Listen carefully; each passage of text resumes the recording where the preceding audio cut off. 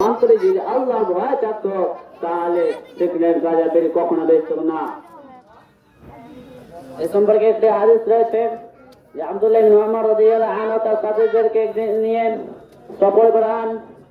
সফরে যেতে যেতে দুপুরের বেলাতে খাওয়ার টাইম দস্তরখানা পারেন এবং দস্তরখানের পেয়ে খাওয়া শুরু করেন এবং তার সামনে দিয়ে একটি রাখাল তার পুকুরের পানলে অতিক্রম ছিলেন। তখন আব্দুল্লাহ ইবনে উমর রাদিয়াল্লাহু আনহু দেখে বললেন, ও রাখাল যুবক, আমরা এখন দুপুরের টাইমে খেতে বসেছি এবং তুমি আমাদের সাথে খেয়ে নাও। তখন যুবক ব্যক্তি বললেন, আমি দুঃখিত, তোমাদের সাথে আমি খেতে পারবো না, কেননা আমি রোজা রেখেছি।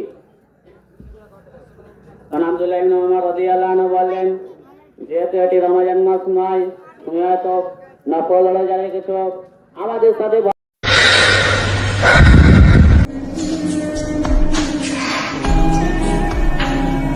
আল্লাহ তাআলা যদি দয়া করে আমাদেরকে মাফ না করে, আমাদের বাঁচার কোনো উপায় নাই।